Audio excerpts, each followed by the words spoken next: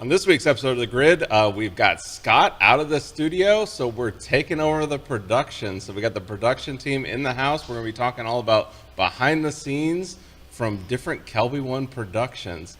And it all starts in just a few seconds.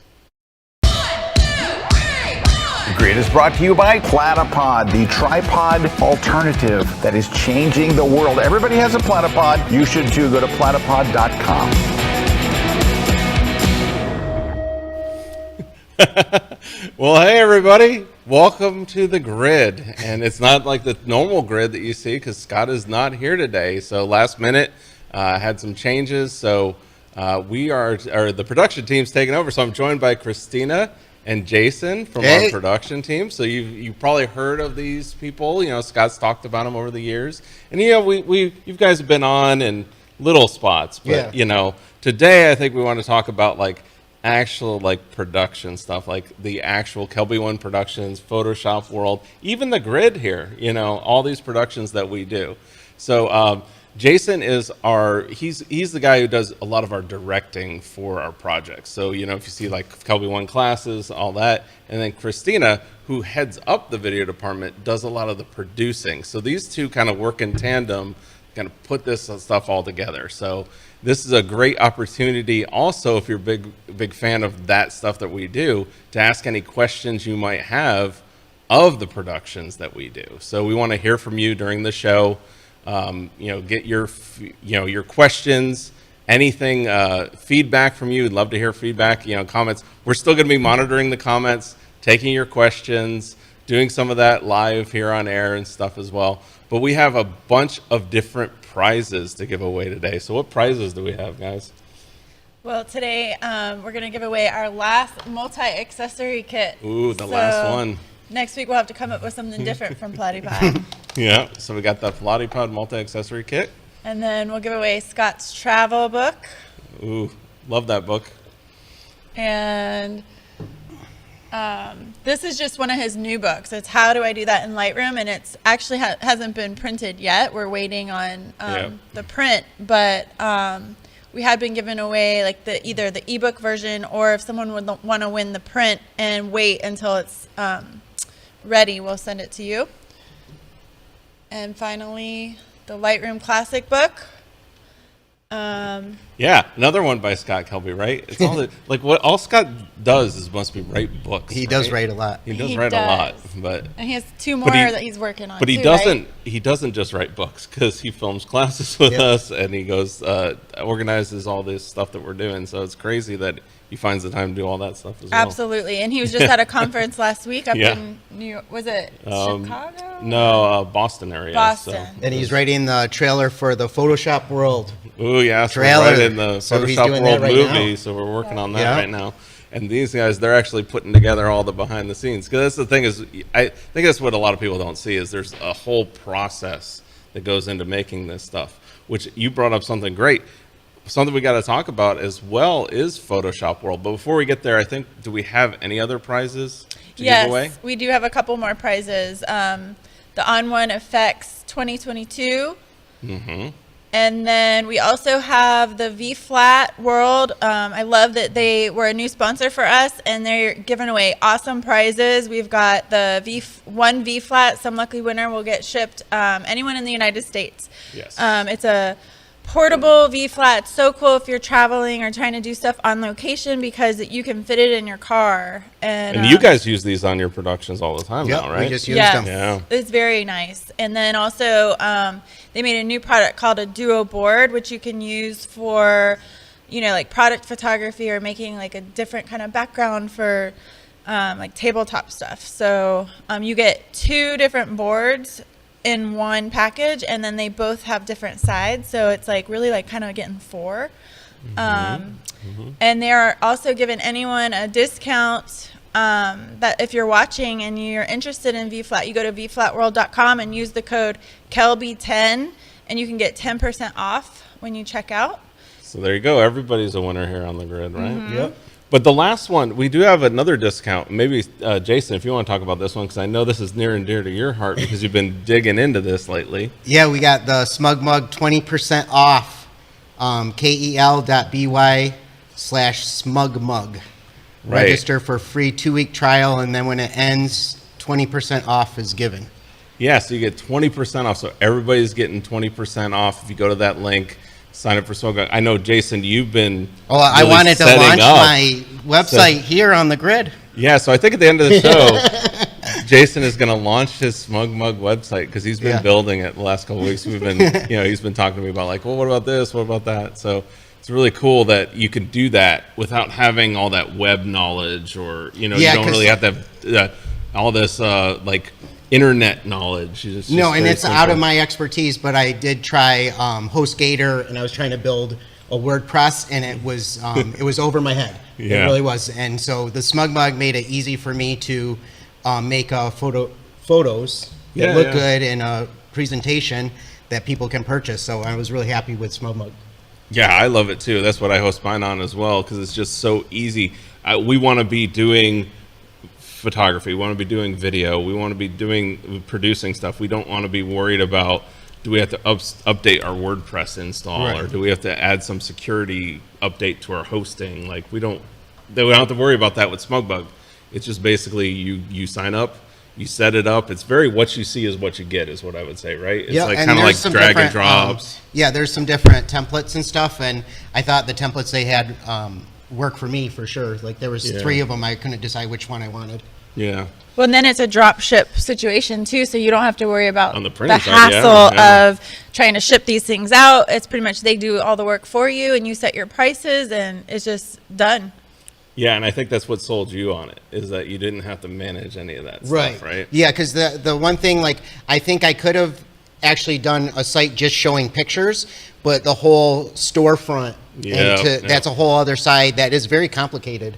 That SmugBug takes care of all that. Oh yes, we know it's very complicated because we do it over at Kelby One. We do it at Photoshop World. Which, speaking of, and I think later on in the show, not to get off, but we have a feature from SmugMug that we're playing. We have a feature that we're playing from SmugMug.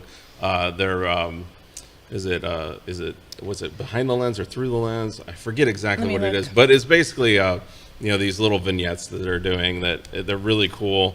I love the production. Their production, I mean, that's what it's top of the line. They're top of the line. So I love what they're doing. So we're big fans of any time that's happening. Yeah, it's called the This Lens. That's what it is. This Lens series. So we're showing that later on in the show. But we were mentioning Photoshop World. So we have Photoshop World coming up at the end of next month. So definitely check that out over at photoshopworld.com. I know you guys are really working a lot on Photoshop World planning right now.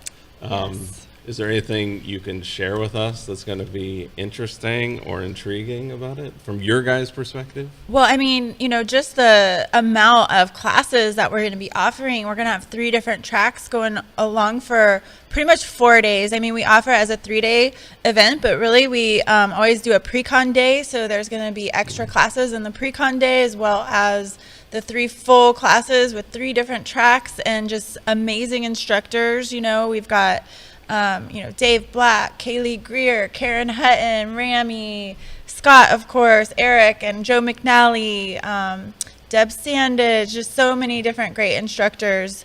You work with these people all the time too, right? So yes. It's interesting for us because we get to we work with these people. It's like we kind of know them as friends, right? Yeah, so you start to become friendly with them. And some of them have won the Guru Awards in the past. Yeah, that became instructors here at Kelby One. Yeah, that's a lot of it. Like 10 years ago, and then worked their way up, and now they're instructing and have a full-time photography career. From that. So definitely one of those things where you want to check that out. Another thing that we have to announce up front that's coming up is the Worldwide Photo Walk, and we actually have the walkers registration is open. It just opened up right before the show, so you can go over to worldwidephotowalk.com, and there, if you go there and you're like, I'm looking for my city and there's no city where you're going to be, you can register to lead a walk in your city and lead a walk. Now there is a lot of leaders that have signed up to lead a walk that haven't finished setting up their walk. So if you're one of those leaders, definitely get on that, because people are looking for walks right now. We're sending out the email. People are starting to register. So you definitely want to, set up your walk, get it locked in, and then just start promoting it. It's coming up August 13th. So it'd be interesting, because I've seen a lot of walks happening at what I would call optimal times, where people are doing them early morning or late in the afternoon, when we want to be out for photographing as photographers anyways, or videographers as well. I mean, we want to be in great light. We talk about that so much. So definitely, consider setting up your walk during great light and not doing it in the middle of the day. So, all right. So moving on, we wanted to spend this episode really giving you kind of a behind the scenes look at what you guys do, right? Yep. And really also some funny stories along the way, right? Yeah, we have several stories. I know you have some funny stories, but we could take a break now and do the photo walk video. Maybe we do that, and then when we come back, we're gonna dive into some funny stories. If you guys have any questions for us, we'd love to hear in the comments. I see there's tons of people joining us from all over the place. We've got Glenn joining us from Calgary. We've got Riaz from London, Josh from Virginia, Joe from the Big Apple.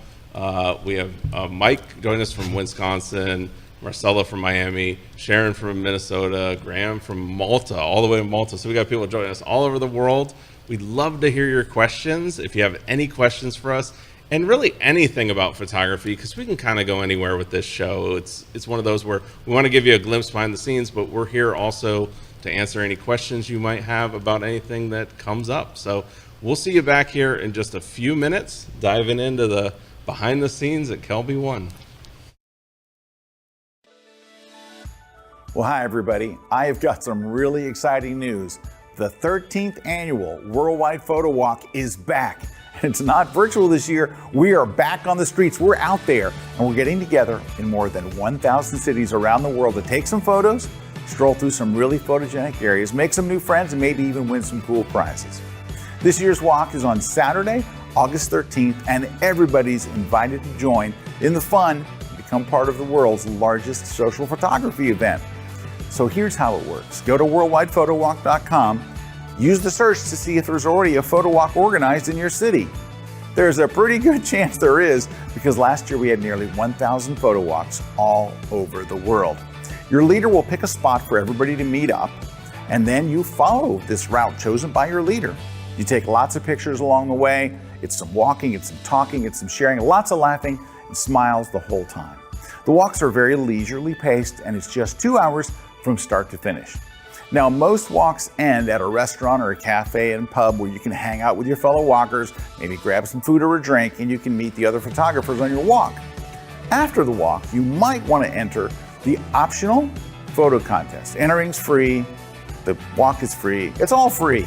Just upload your best photo taken during the walk, and your local walk leader will pick the best shot from your walk as the winner for a prize. Not only that, if you do win your local walk, it gets entered into the worldwide competition, and you could wind up winning thousands of dollars worth of prizes. There's one more thing. Taking photos and making new friends is awesome, and we love that. But our photo walk has a special social mission too.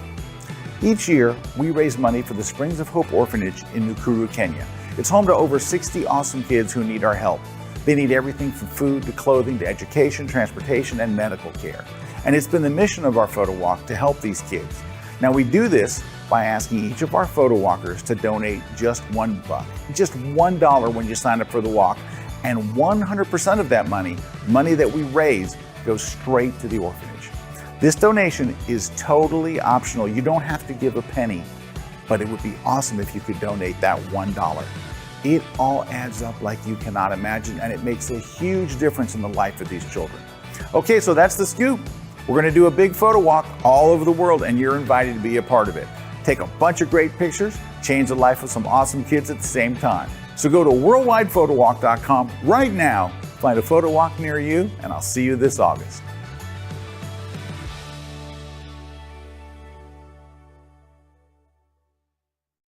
This segment of The Grid is brought to you by B&H Photo, the professional source since 1973.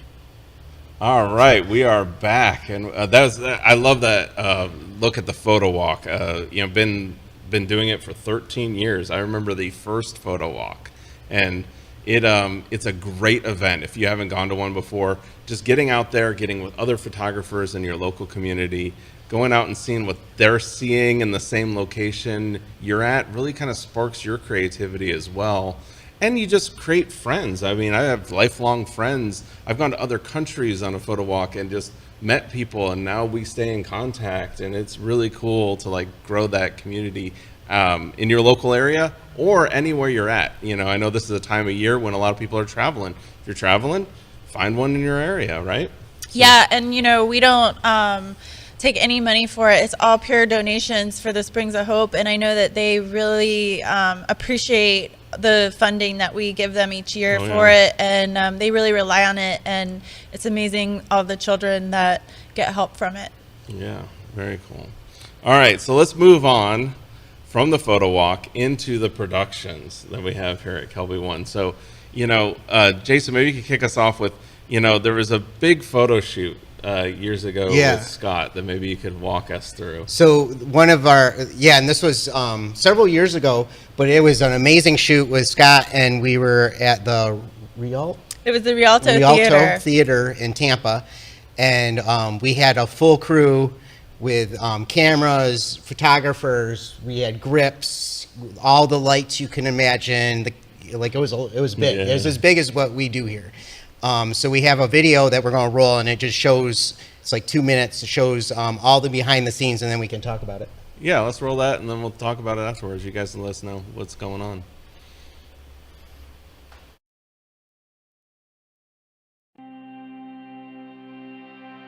Hey everybody, Scott Kelby here, and I wanted to take you behind the scenes on a fashion shoot I did at the beautiful Rialto Theater in Tampa, Florida. So this was my first shoot with the Profoto B1Xs, and I wanted to do something kind of fun. My wife, Calibra, was creative director on the shoot, and she was inspired by a beautiful dress created by an amazing designer, Julia Chu, and it was this dress that kind of launched the whole shoot into motion. Our model is going to wear a red dress made of feathers that was designed by Julia, and the story is that this bird has been living inside this cage, watching all these beautiful things in a beautiful home happen, and she finally gets her wish. She becomes human, breaks out of the cage, and that's why there's kind of messy things all over the set. And so that was the original idea. So first I did the standard framing. Then I did a pullback shot where you can see more of the actual set, the light stands and stuff like that. Well, when we were wrapping things up, I wanted to just shoot a headshot of the model. So we grabbed the reflector, we went in and did a headshot, and I'm like, oh my gosh, her beauty headshot stuff was amazing. So I asked MJ if we could just go ahead and do a beauty shoot. In 2 minutes, we flipped the lighting. I took the 5-foot octa, put it behind her. We were able to move the big parabolic in front and have that solid white background, and boom, we got the shot. Such an awesome model. Make sure you follow her on Instagram, MJ Butterly. Anyway, we tried a couple of other things, of course, and I got to move the backgrounds around. Oh, the backgrounds are from Gravity Backdrops. They are so great. First time using them as well. I've been saving them for something special. GravityBackdrops.com. Their stuff is off the chain. And of course, we had to do a giant flowing dress, and which looks better, by the way, in slow motion. But what we found about this was it's more art than science. And we had a couple of funny things that happened when you do have 3 people throwing a dress into the air. But we did get the shoot done. We just had a blast. I really now totally get why everybody's so crazy about the B1Xs. They are amazing lights, and they gave us tremendous flexibility on the set. We were able to change lights and move things, and this is me being very professional at the end. That was a great shoot. Thank you, MJ. Let's do this again. It takes an entire team to do a shoot like this, and I was very, very fortunate to have an awesome one on this shoot. Make sure you follow them on Instagram. Here's where you'll find them. Well, thanks, everybody. Thanks for letting me show you a little behind the scenes from my shoot. It's the dark request. Well, that's really, it's awesome stuff that you guys could, do that, But I think one of the things that's interesting about that one, the dress, right? Getting those dresses. Yes. What was the deal with that, right? Yeah, so obviously the showpiece of that one was that hand feather dress. Like every single piece of that dress was made out of feathers, and we had the the costume designer come on set. Normally, you don't necessarily need the costume designer there, but it was such a big deal, and so she had to be there. And the other thing was that other dress that had to flow was another one that we had to, I think we rented it somewhere and then ended up having to figure out how to put it together, because then that situation, we didn't have a costume designer there. And I remember that too, vaguely. It was like, because I know we do rent a lot of times this stuff, you know, that's where a great thing to do when you're doing productions is to rent, right? Yes. And then that way it saves money, and then you don't have to worry about getting it cleaned and all of that.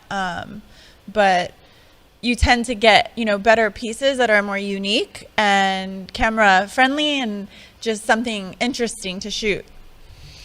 And that if I'm not mistaken, that was like your first photo shoot, because you come from like a film background. You know, like you're producing, like all of us, you know, because I come from a film background too.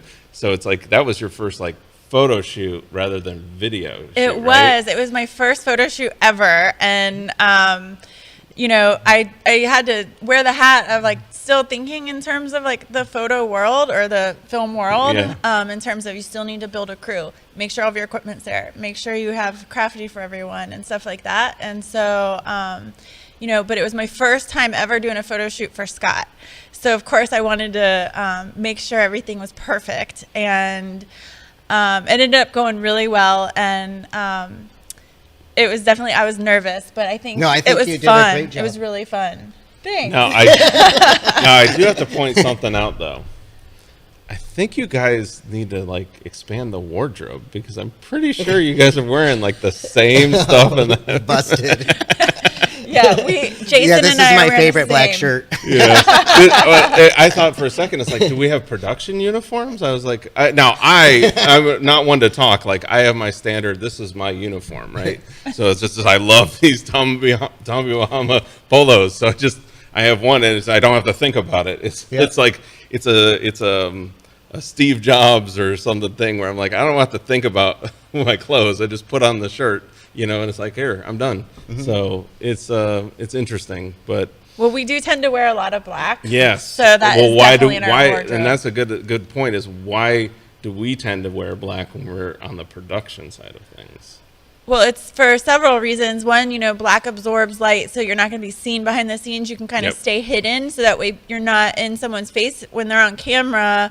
You know, if they see you, they kind of know that they're being watched, and then it kind of gets in their head. So this way you can kind of stay in the dark, where people won't forget that you're there. Right now, we live in the shadows of production. Right now, Juan's behind camera. I can't even see him. Yes. Juan's somewhere. But he's also wearing dark colors, right? If he was wearing a bright shirt, we would see him, right?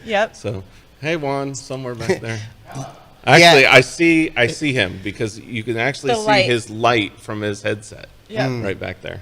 But, well, and then that dress, I wanted to say, when they were throwing the dress, we did 120 frames a second for that slow-mo effect. That was really cool. And then I got to fly the drone in there, which that's my favorite part of the job, is flying the drone, especially inside. Jason loves it when we go to places that are not, you know, no drone restrictions. It's like a must. Or we'll actually, on certain shoots, I know we'll go and be like, well, we can fly it over here, so we'll go over that's here. What we just did. Yeah, like we did that in Arizona, where we were just basically on the line, because you have your drone license. Correct. You have all that stuff, so you know, you log onto your app, you look at the area, and it was like, if we stay on this side of that fence, we're good. It's legal. Yeah, and it's getting harder every day with that, but there's still some spots that you can. And then when we're in a big theater like the Rialto, that was you know, we can fly it, and that was fun. Getting a little different perspective on camera. Very cool. Well, we do have a couple questions coming in. One, Marcy's asking, do we know when the Photoshop World schedule will be published? It's being published today. So it's actually, I was hoping it was going to be up by the grid, but it will be today. It'll probably be this afternoon, later on this afternoon. So that will be coming over on photoshopworld.com.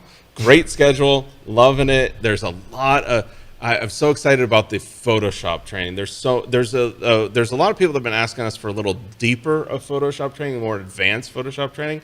So we have a whole track for just advanced Photoshop training. So really looking forward to that. And then there's a question here from Hilmar for you, Christina.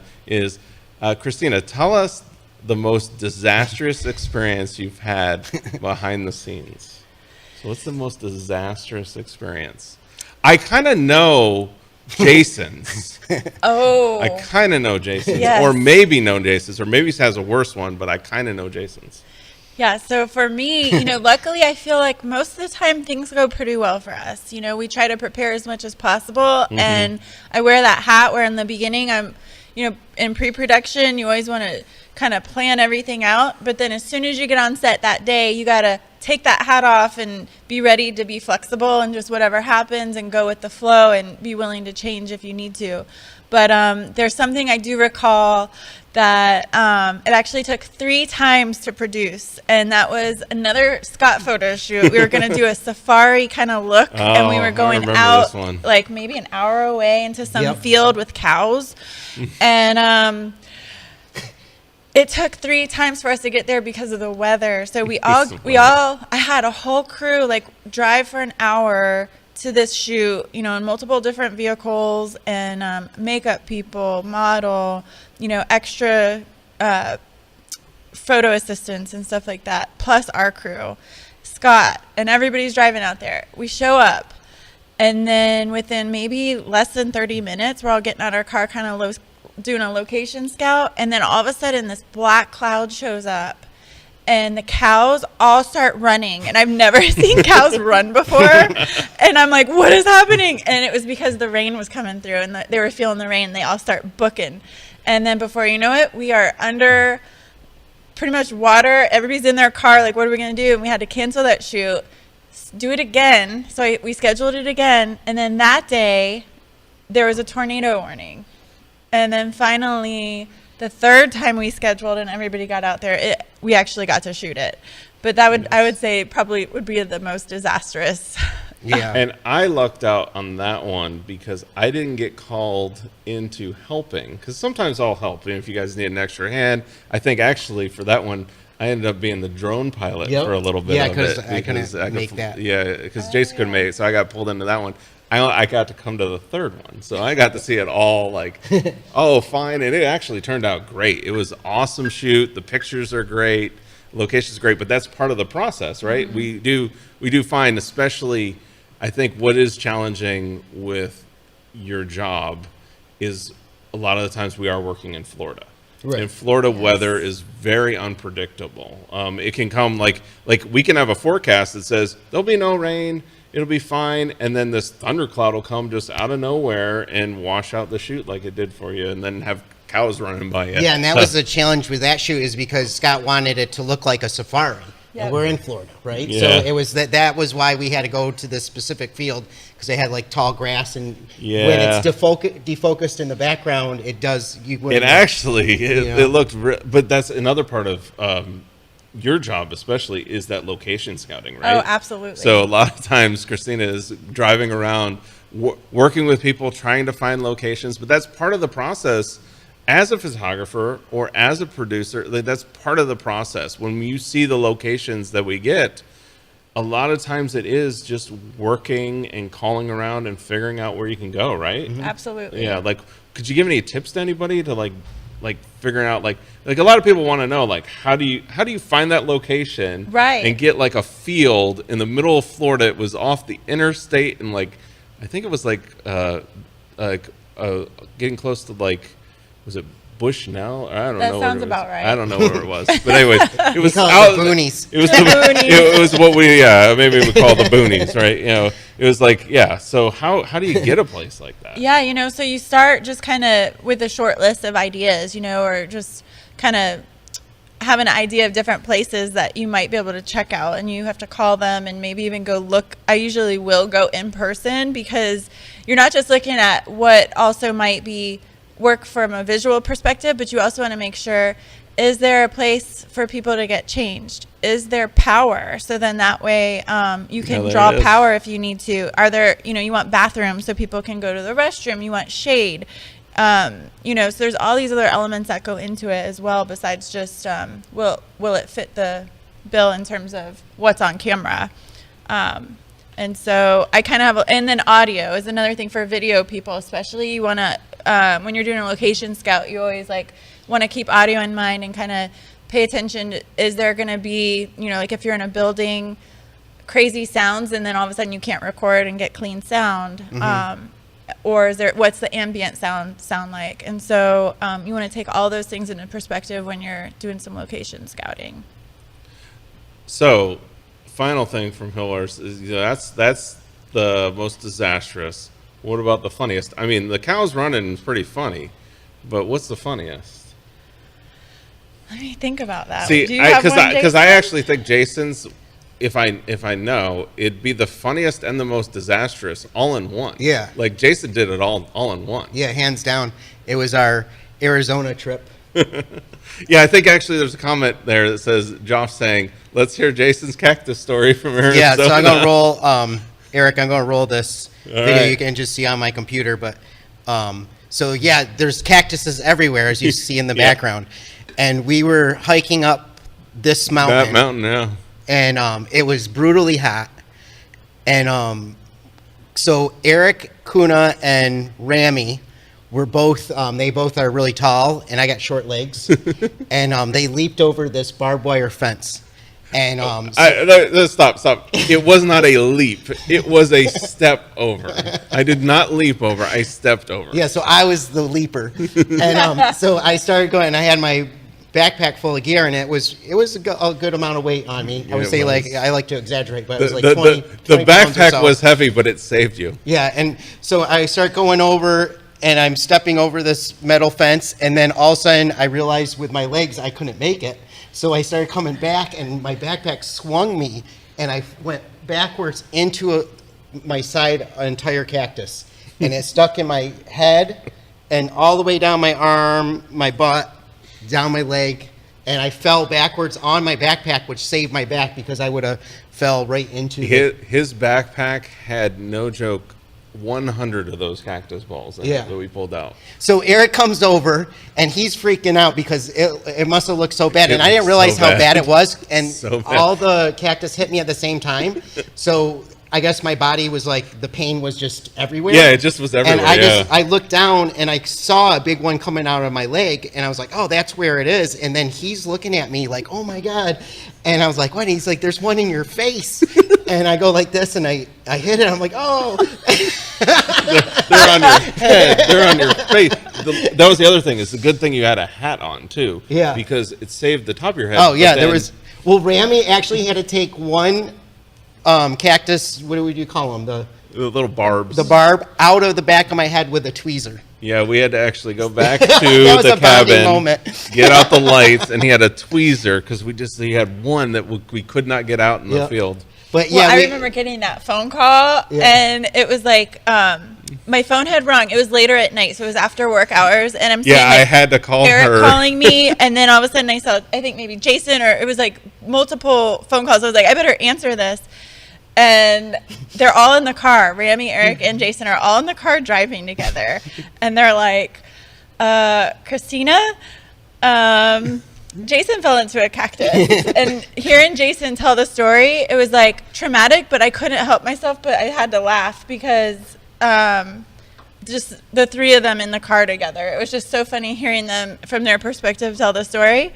And then come to find out, Jason still had that barb in his head driving. I'm like, whoa, you still have one in your head. And they had to he had to drive with it and even film a promo afterwards. So he even I worked after falling into the cactus. He did. He was a champion. He did. I mean, now, in all fairness, we were both, me and Rami were like, look, if we need to, but it was after we got him out, after it settled down, it kind of calmed down. Yeah. But it was just that one that stuck in your head. And it could have been way worse. And I guess this was like a newer cactus. So Yeah. It wasn't as deep as what it could have been. So we were all able, like, so all three of us at the same time, like 1, 2, 3, pull, and we'd all pull one out of me.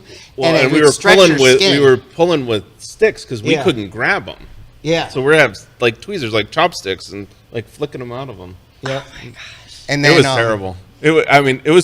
It was more traumatic, I think, for me and Rami than it Well, was yeah, for Jason. but this way, like, Eric because didn't he even- couldn't see them. He couldn't see them. Eric didn't even take a picture of me because I'm he was freaking out so bad. I'm he was like, He was shook traumatized. up. and afterwards, Jason Yeah. tells me, "Oh, you should have took a picture. I wouldn't have cared. I would have taken a break."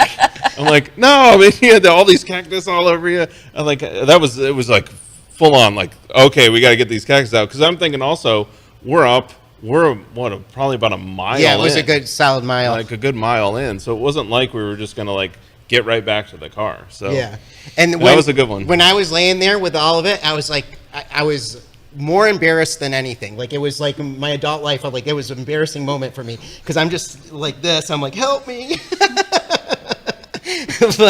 but we got through it, and that's a good story. There you go. Well, on that note, we need to take a break because I'm getting traumatized just thinking about it again. But when we get back, we're gonna, we got a bunch of other stories that we can go through of just production stuff. I know we've got some questions from you guys. If you guys have any other questions that come up, just let us know, and we'll see you back here after the break. If you'd like to see more tips like these, come check out my latest class on kelby1.com.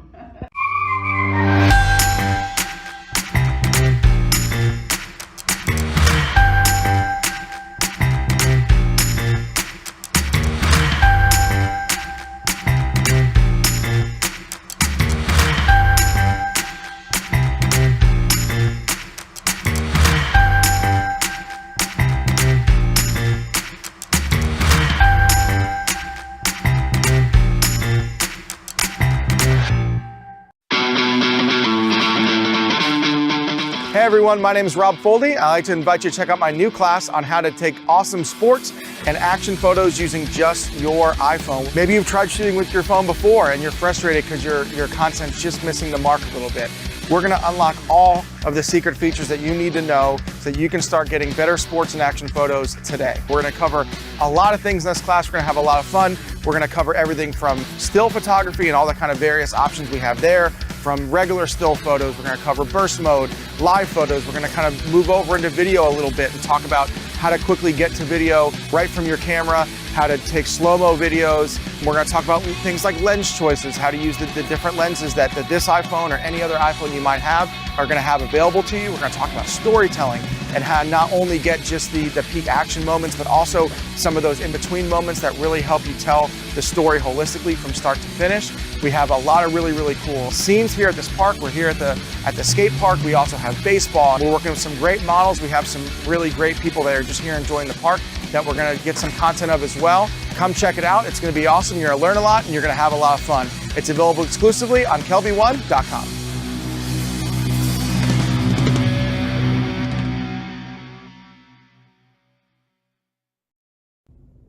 Hey guys, I'm Tuvi and I'm going to show you two really cool products that we at VFlat World sell. So the first one is our Duo boards, which are double-sided hyper-realistic backdrops for food and product photographers. They come in two sizes. This is the larger side.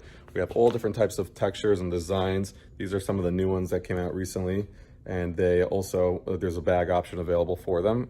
And our other product, which is what we actually started the company with, it's called a V-flat. It's a foldable V-flat, and it's used for portrait and studio photographers to control light on their subjects, to either add light with the white side or use the black side to subtract light, or even block like an unwanted window light coming in.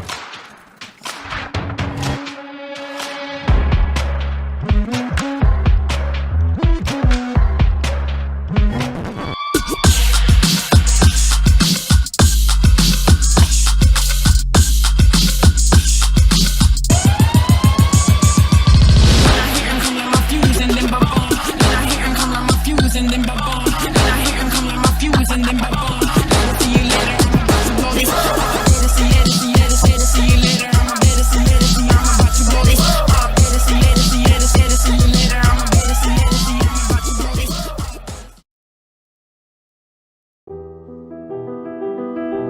used to always see pictures of those protests back in the 60s during the civil rights movement.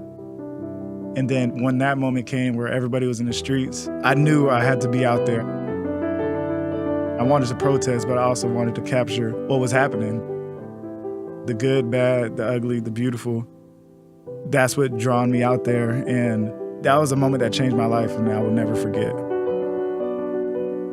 I feel like my camera is an amplified voice. To be there in person, to catch their anger, their frustration, their sadness, seeing people on people's shoulders crying, screaming at just nothing. I can show that to thousands and thousands of people with my photos.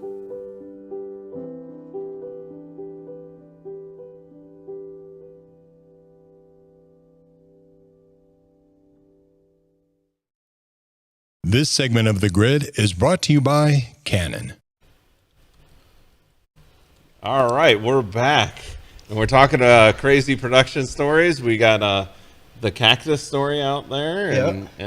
But to be honest, that's not the first time you've been injured on set, right? No, I mean, you definitely have there's a propensity sometimes for Jason to run into things, hit his head, stuff like that. So what happened over when you guys were up with Tracy Sweeney, right?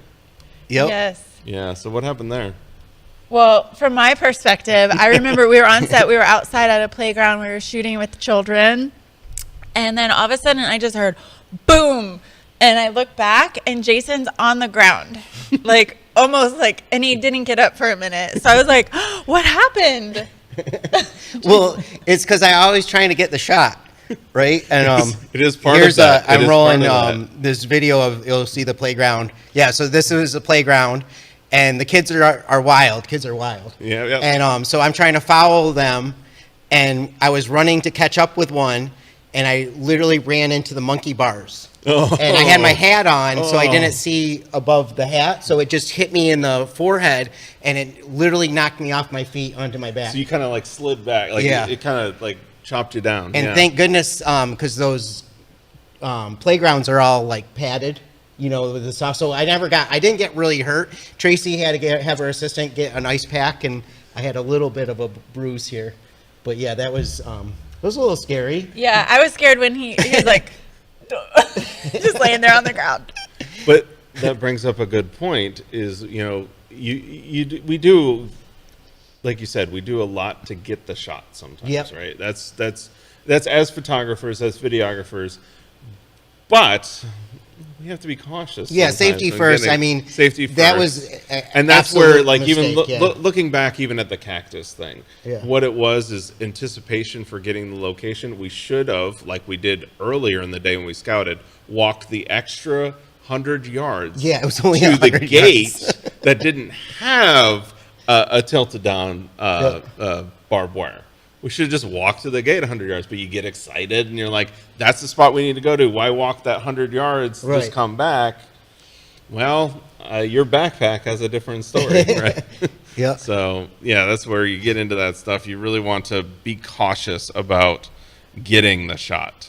So, you know, there's that. But then there's other times when it's not us that's causing the injury. Sometimes, like when you guys were out in LA with Iberionex, what happened there? Oh yeah, that was crazy. I got his promo here. Because I remember hearing this story. And so Juan, Jason, and I all went to LA, and we were doing a street photography class. And so, you know, we had to permit the streets to be down there and shoot. And we were just doing our thing, and there'd be people that were walking by that didn't want to be on camera, and they didn't even know whether if they were on camera or not. But actually, we ran into this a couple of times where someone started throwing stuff at us. Yep.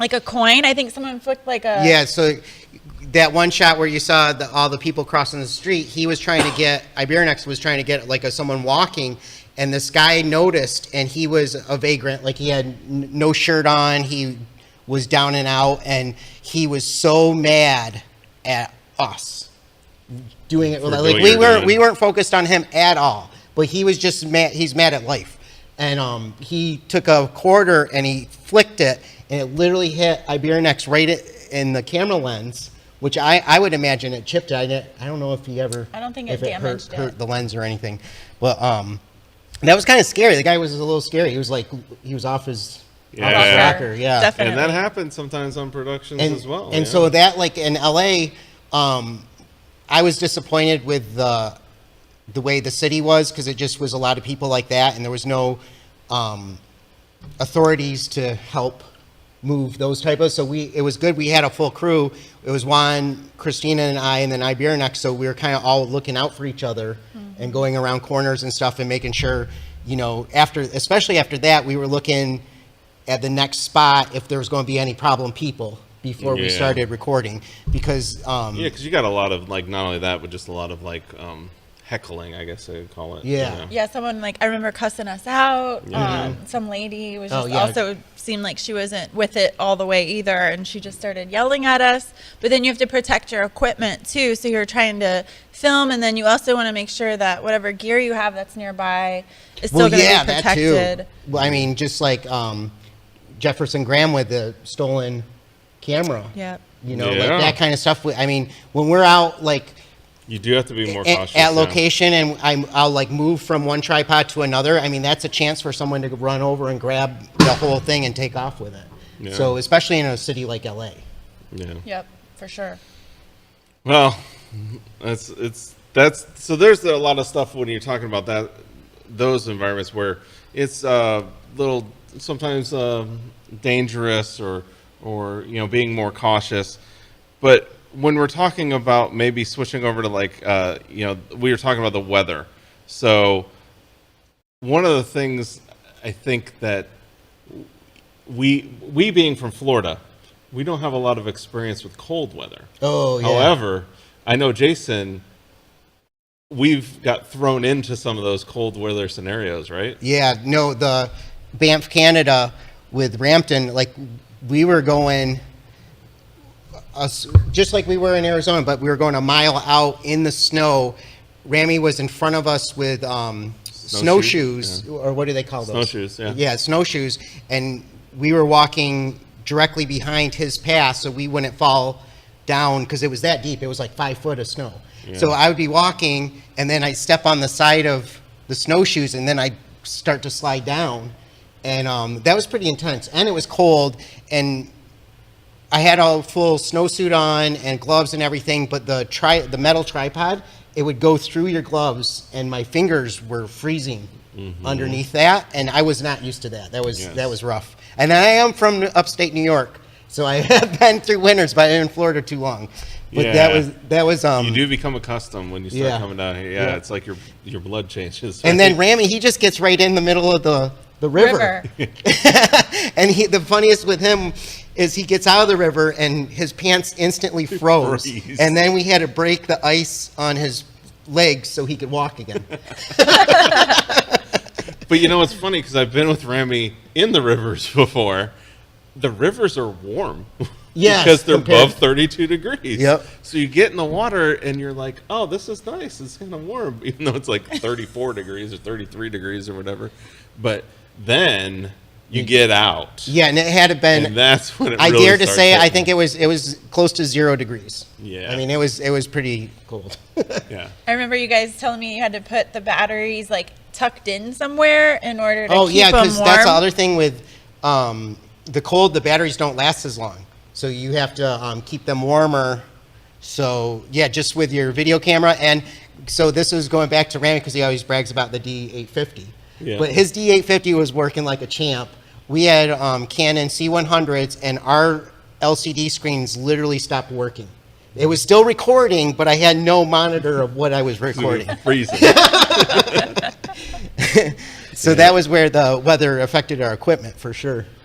Well, what about shooting in the woods with Scott? You were shooting in the woods with Scott. Yes, we had this really interesting location where it was almost like built back in the 70s. These two people decided to make one of those, like, shelters, just like if you want to kind of escape.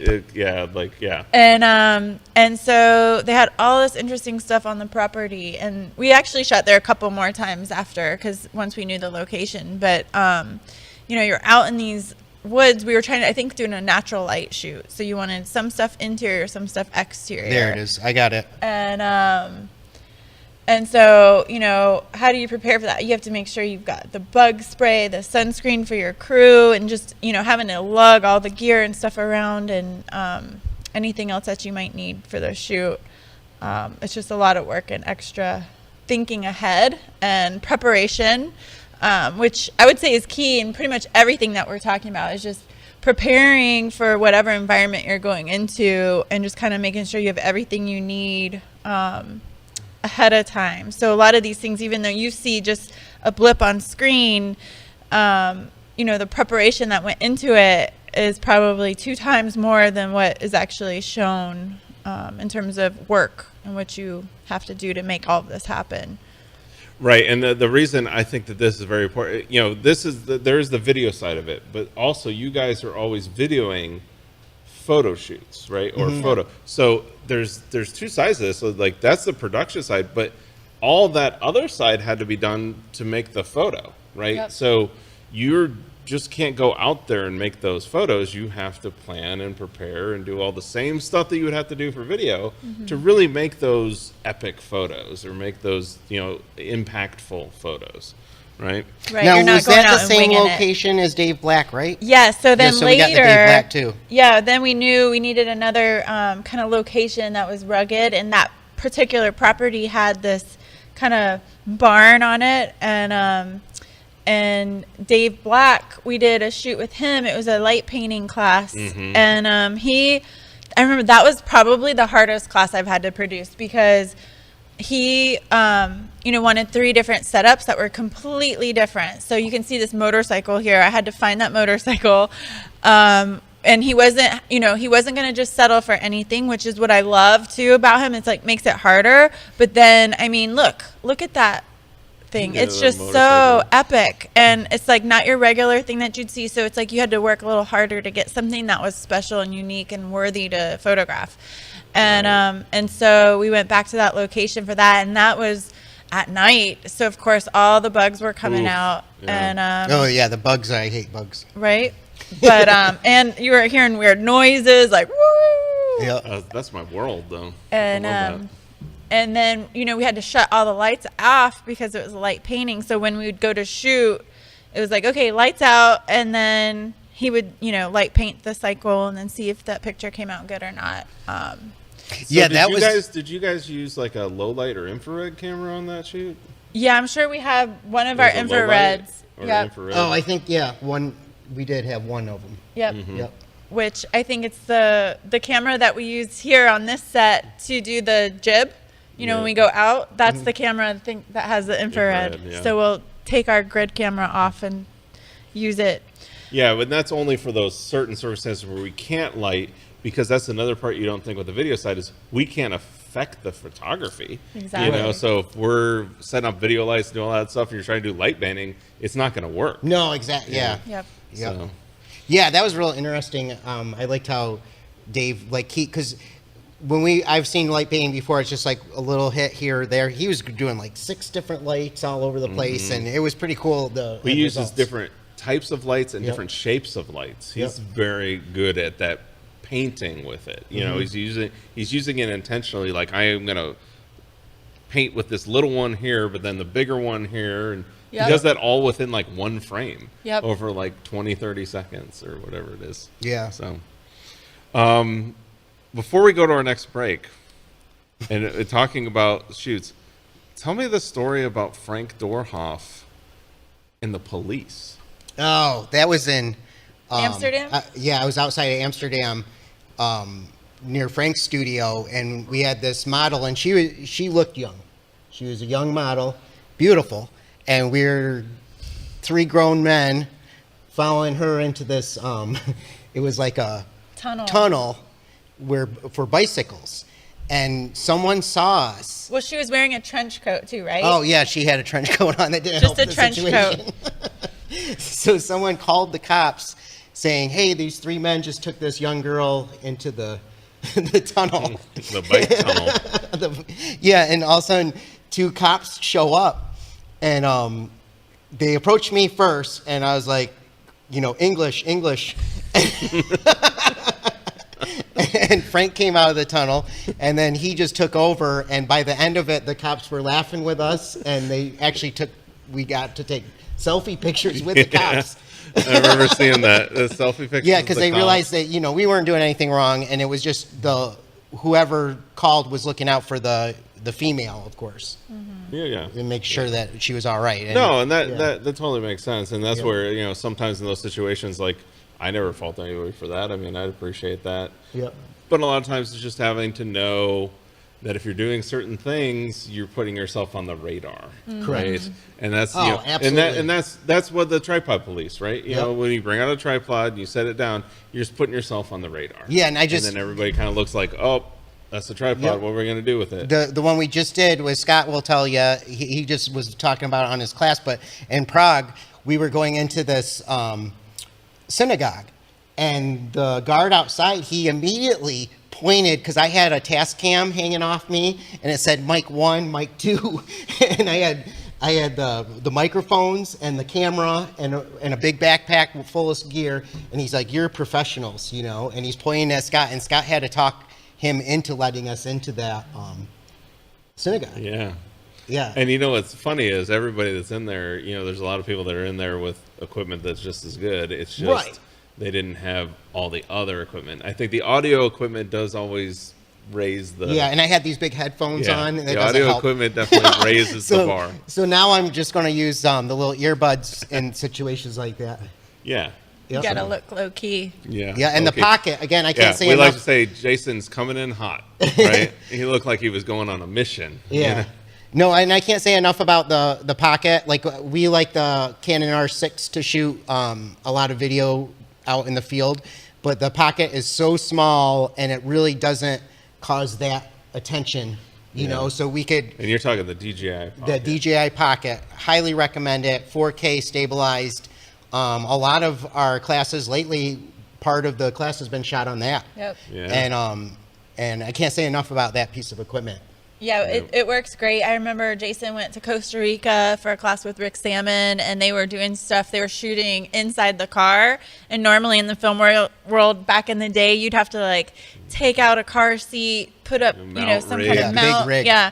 And he came back so excited, like, look at this footage, because it was stabilized. And yeah, I could just hold it out in the middle of the car and rotate it with my thumb and get this perfect shot of Rick talking while the car was going up and down. Right. And it was great.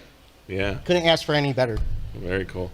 Well, hey, we got to take a quick break. As you guys can tell, you're on the other side of the production now. You see how fast time goes. Oh, yeah. Right? Yes. So they're always telling us, break. Now maybe they'll have a little bit of an understanding of it. All right, so when we get back, I want to talk about your favorite shoots, right? So when we come back, I want to talk about the favorite shoots you guys might have. And we'll get to your questions as well. If you'd like to see more tips like these, come check out my latest class on kelby1.com.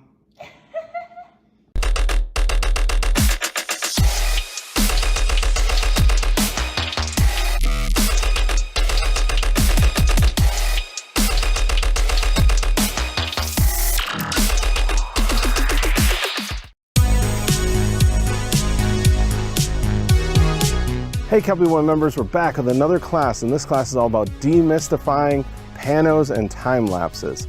We're out here at the Superstition Mountains in Arizona.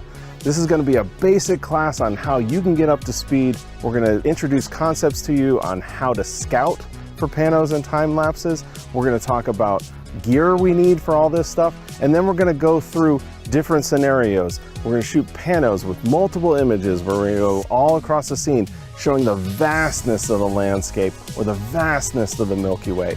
And then we're going to do other things like time lapses, where we can show motion in the clouds and the sun rising, even going from night to day, and all done very easy, where we can work up to more advanced techniques. But this is definitely something where we're going to be focused on the basics.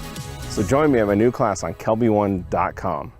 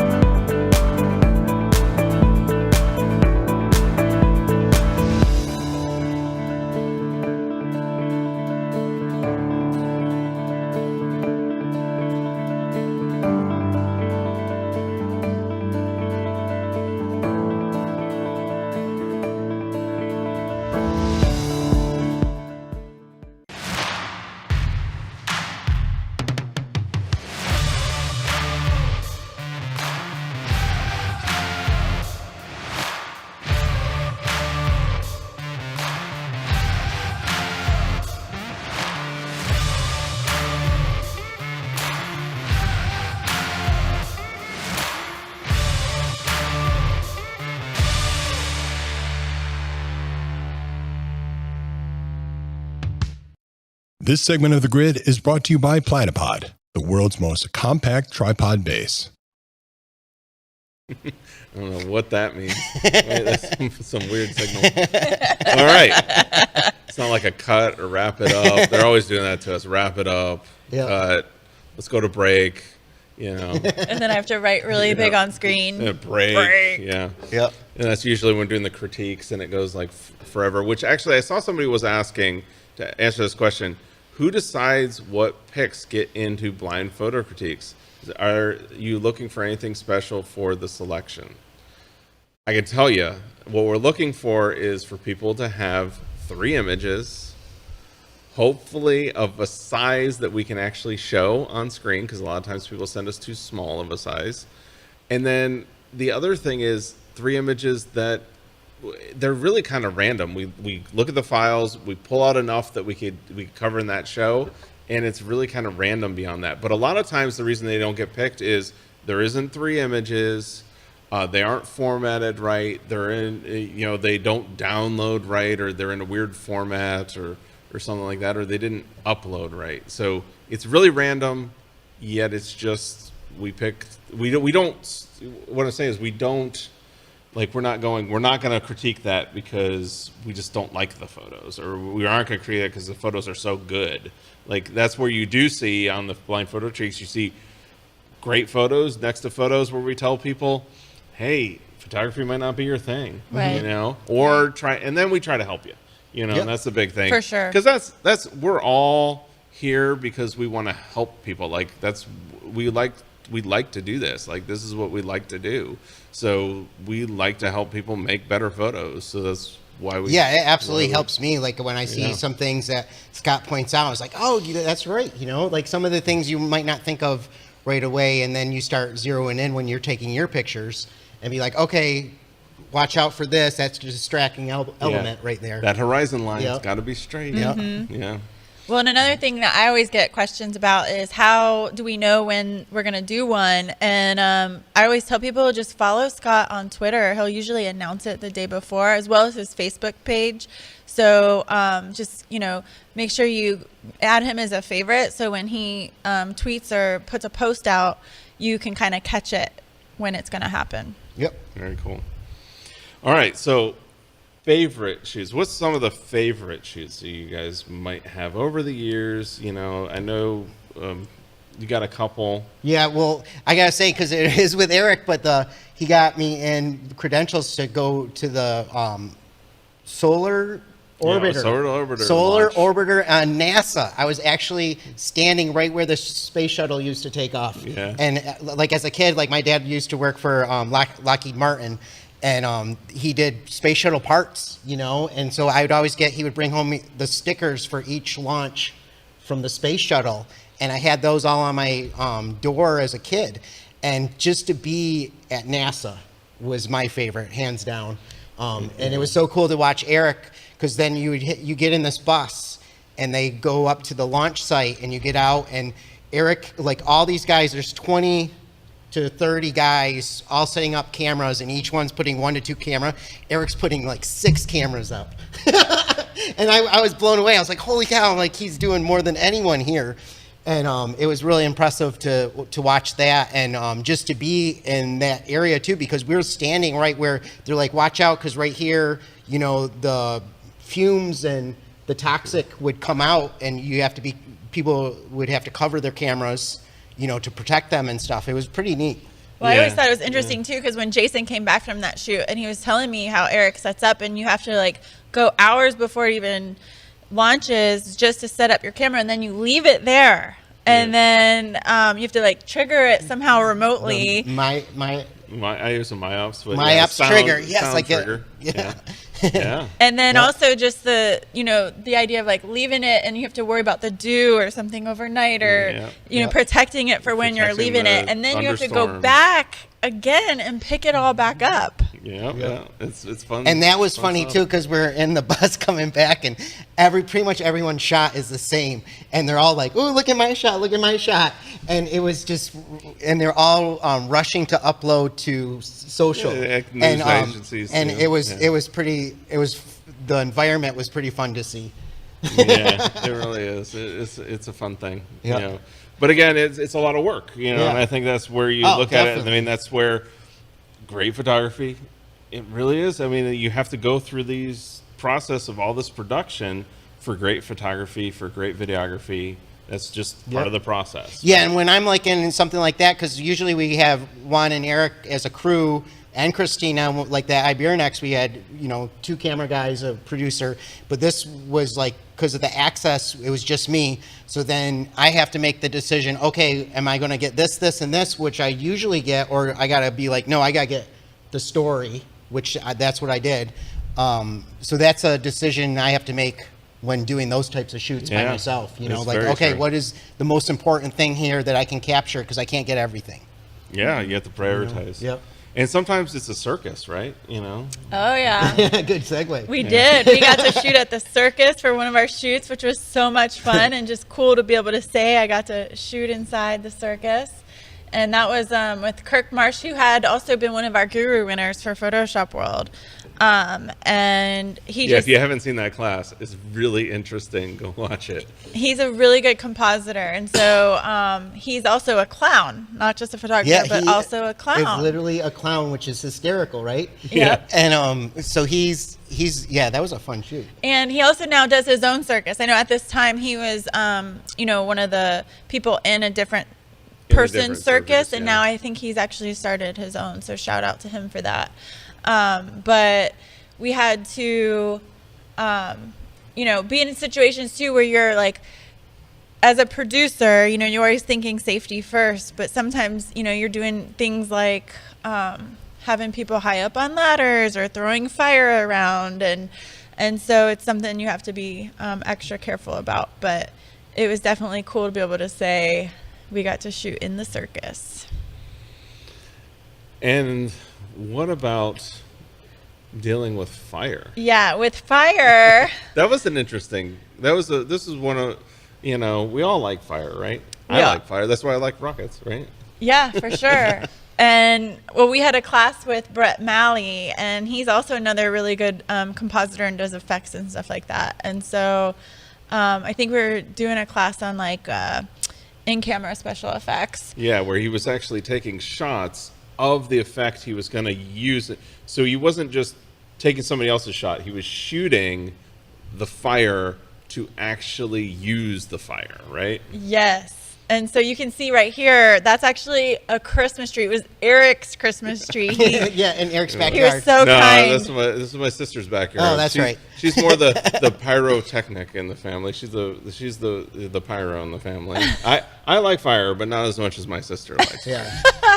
Well, I remember he was like, actually, I have this old Christmas tree. If you guys want to burn it, you can. We were like, yeah, let's do that. Yeah, because it was like just to dry it out. It was like ready to go. And that's what my sister. She has a huge bonfire pit in the backyard. Mm-hmm. I was like, well, we could do it there. There it is, right there. Yeah. We actually built that. Me and my sister and brother-in-law, we built that. And that was props to Brett how he put it together to make the effect in Photoshop. Yeah. To take a fire, because everybody can do that. Like you just start a backyard fire. Yep, and take some pictures. Take some pictures of it, and then you can start forming the fire around as an effect. The flames of it. Yep. So yeah, that was fun. Well, and that's what, honestly, that's what I love about like a tool like Boris FX Optics, because Boris FX Optics actually has these particle elements in it. But what they are is Boris FX has done that. They've literally filmed stuff and put that into their software. The other thing is with their lens flares. It's the same thing where they filmed different lens flares and then put it into their software. So it actually is realistic because of that. And that's why I love what Brett did there, because that's really what looks best, is when you intentionally shoot a natural thing and then manipulate the natural thing, because it's very hard to make it look like it does in nature. It's easier to film it and then composite it in. Right. And Which you're you would still think, using Photoshop and manipulating the photo, but it's like something that you captured that is real. Yeah, and he does these amazing. If you haven't seen his work, it's like these amazing composites that are like that you can go deep in the pictures. I've looked at his pictures longer than most pictures because Yes. there's so much going on, and it's fun. Like you go from one island in Kind the of like sky a to Where's somewhere Waldo, else. where Yeah. you're kind of like looking at it to find Waldo, but you're looking at his photos to find all the little things that you don't see right away. Yep. You see right away, but then there's these little elements in it that are like, wow, I didn't realize that was in there. Yeah. And he'll be teaching at Photoshop World too, right? Yeah, he'll Yep. be at Photoshop World. And speaking of Photoshop World, another thing that we do a lot of over the years of doing funny stuff is shooting the Photoshop World movies, right? Oh yeah, we're getting ready for that. So you guys are going to love this one that we're going So to what's Yeah, shoot. I your, can't what's wait your for it. favorite so far that you've been a part of as far as filming? I like the Karate Kid. Yeah. That was fun. What part of it? When we were in the dojo. In the dojo, yeah. And Kaylee was like doing jump kicks. That was fun. Yeah, I think it was kind of hard to do, but it was fun still. And that was last year's when we had to build the rocket ship Oh, yeah. from scratch. And it was just funny watching everybody get inside of it, because basically what we did is we It's so cleared a bad. spot over here just to the right of us. And a lot of it was just like I wish we had a behind the V-flats scenes of and that. cardboard. It was funny. Scott and Erik comes up and they're like, "We need a rocket ship," and we're all like, "What? Like, how are we going to do that?" And then our Victor that works with us, he's so cool. Like as far as like creating parts of the rocket that made it look like a real rocket. Like if you look through the camera, Yeah, if you look it through the looked camera, like a rocket. I mean, when you walked into the studio, you looked at it and went, "What the heck is that?" Right. But then when you saw it through the camera, it was amazing. And one of the things I remember from that shoot that was funny is that was the first time you started filming with the Canon R6. Yep. And we Oh, were yeah, doing I an know what you're talking effect about. Yep. where he was trying to show like the lift off of it Shakiness. shaking. So instead of doing it in post, he's like, well, I'll just shake the camera as doing it, Yep. because we like to do stuff like that if we can. He starts shaking the camera, but he had image stabilization on, and it looked like we're kind of like, it looks kind of normal. Like we played it back, and it's like it's hardly shaking at all. Yeah. It looks like it's like stabilized footage. And then we turned off the stabilization, and it worked. Just Yeah, like it I was did. blown away. That's when, the R6 is an amazing camera, that image stabilization. But I was like this, Oh, he was shaking and it. He was the shaking the frame just will look like normal. And I was Yeah. like, "What's going on here?" And then I was like, "Oh, the image stabilization is amazing." Like it's that good. So we had to turn it off just for that one shot. Yeah. Oh, Well, there's some. there's some that was so that's Oh, yeah, in that's the it. studio, just with some monitors and There we go. Oh, yeah.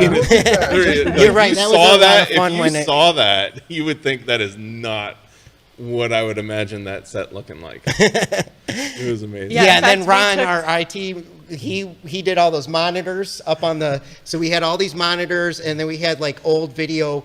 A lot of the parts from the grid set here, they're just lit up that look like little buttons and dials. And then Jason saw us push the buttons, move the dials, and he's doing B-roll.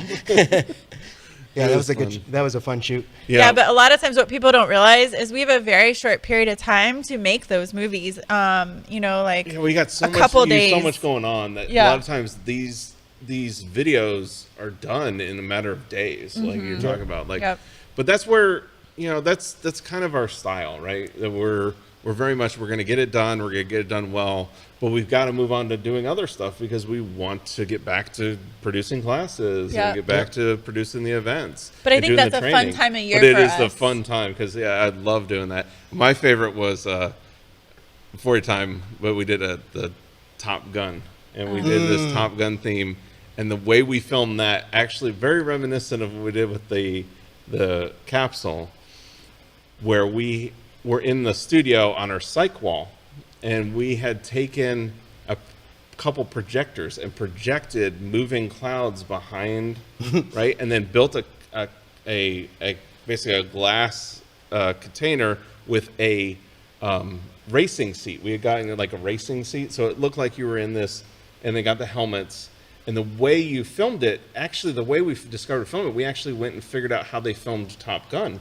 And they actually filmed Top Gun that same way, where when they were doing the shots of them in the actual cockpit, it was a projector behind them that was running clouds, and they were in a fake cockpit, and then they would just move the camera around and then move lights. And we had somebody with lights like moving around, like the lights coming we do that with like cars and the fake sweat too, right? And the fake sweat. And then we went to the extreme, like with one shot where you had the sweat like really rolling down. But yeah, it was really fun to do. But I'm also a big Top Gun fan, so yeah, that also helps.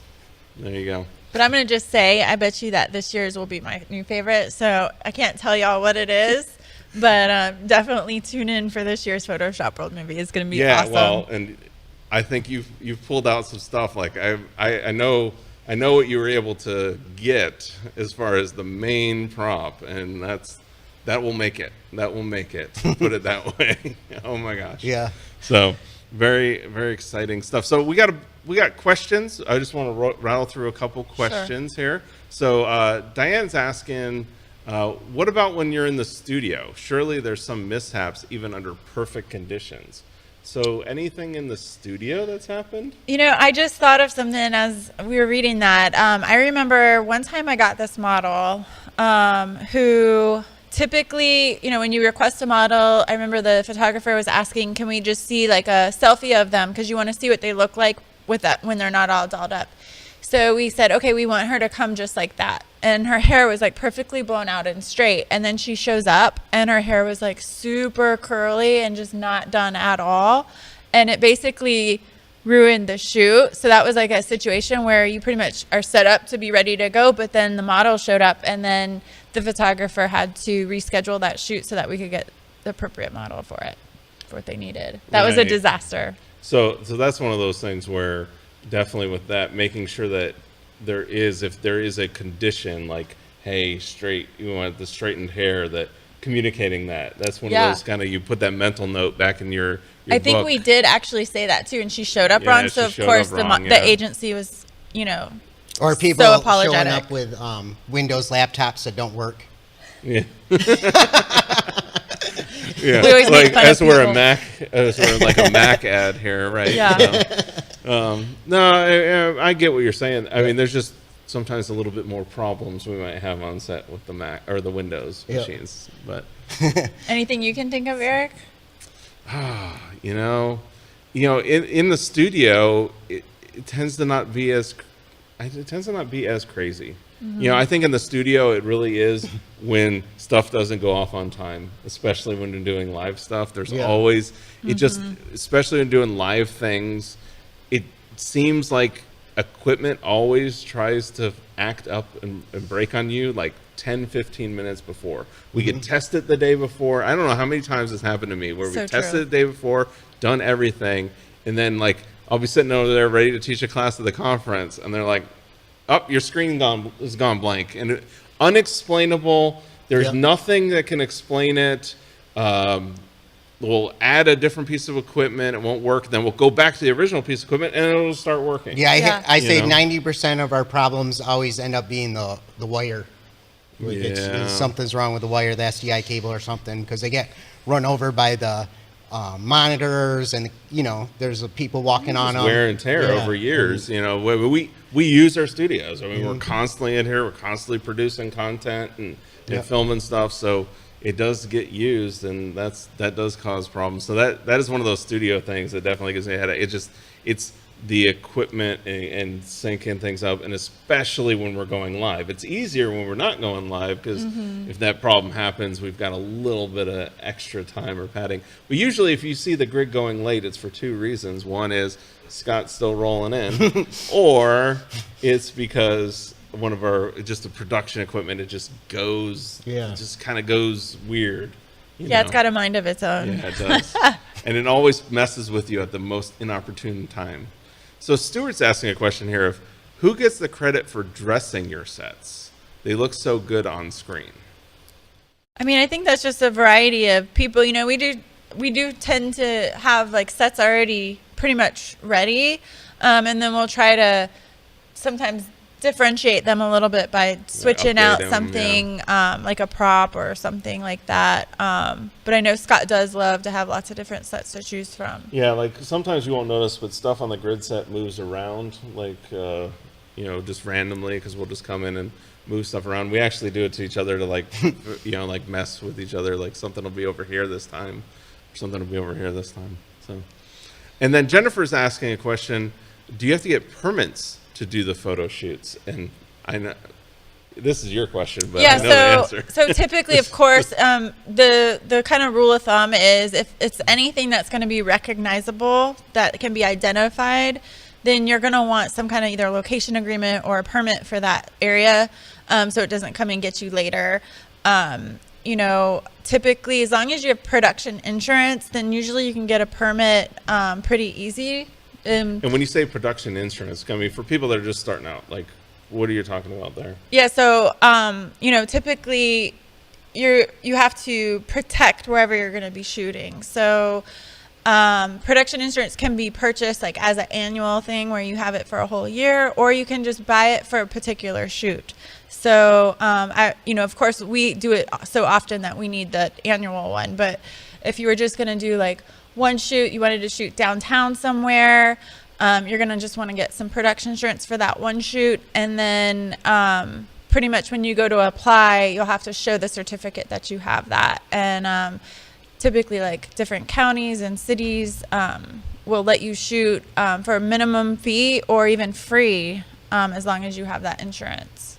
Yeah, I think that is the key with the permitting, is that insurance, because like you said, there are some that are fees associated with it. Especially we start getting out in Los Angeles and those areas, the fees start going up. But there's places where you can shoot for out a fee, but it's always that insurance does come into play a lot. It does. Yeah. And I was just thinking of national parks, because I know I've had to get permits for Erik out in national parks, and constantly. Those definitely will cost money. But what you got to be careful of, and this is just a little tip, is the time of day that you shoot. Sometimes that can warrant whether you're going to need someone on their staff to come with you. And so if you can avoid that, that's always best, because then you start having to pay a, hourly fee to someone to actually like be present with you. So if you're off hours, like after sunset, then a lot of times they'll want someone from their organization to be present. Oh yeah, absolutely. Especially if they're going to be closed. That happens to me a lot with night stuff, but that's also where you work around that sometimes, where it's like, well, we're going to shoot in the national forest instead of the national park because the national forest doesn't require that. I remember one time too, we switched times that we were going to shoot. I think you did like daylight, like right when it opened, right when we could do it, so we didn't have to incur all those extra fees, which was ridiculous. Yep. Yeah, so it's always fun. But hey, we got to wrap up the show because we've gone way over. And I love doing this though, because now they can feel my pain when they're trying to wrap us up. Even they're over there writing rap. And, I told Erik that we needed 2 hours today. So we do have to give away. We got a bunch of prizes to give away. Do you guys want to give away the prizes, and then we'll wrap up the show? Sure. So, go for it, Jason. Yeah. What we got? Platypod multi-accessory kit goes to Breck Jones. Lightroom Classic book to Judy Boyd. Travel photography book to Dan Drace. On One Effects 2022 to Lil. The V-Flat to Tracy Becker Stouffer. The Duo Boards XL to Diana McAllister. Yeah. Purdue. Yeah. And then everybody can win by going to VFAT World and getting 10% off with Kelby 10 at checkout. But they do want to email us if they did win. Email us over at gridprize@kelby1.com and provide your mailing address. We'll verify your information and then send you out your prize. So, well, before we go, do you want to launch your site? Yeah, I wanted, since I'm on the grid today, which I didn't know until this morning, by the way. Yeah, it was. This was last minute. It's a conflict, and it just came up. So we were talking about SmugMug earlier, and I've always been a video guy and done photography as a hobby on the side, and then working here for 4 years, it really inspired me to become a photographer. So I just am launching my site right now on the grid on jasonralphstevens.com, and it links you back to the SmugMug page here, and you can check out some of my photography. Awesome. Well, I'll be going to check out that because I'm really excited. I know we've been working through like your layout and stuff with SmugBug, so it'll be really cool to see how that goes. But yeah, check it out over at Jason Ralph. Yep, JasonRalphStevens.com, and the SmugBug is JasonStevens.smugmug.com. Yep. Yeah, so you just set up your domain to just forward there. Yeah. Yep. Yeah. Cool. And then my other, I want to do one more if that's cool. Yeah. I might as well, right? Yeah. Since I'm on here, my Instagram.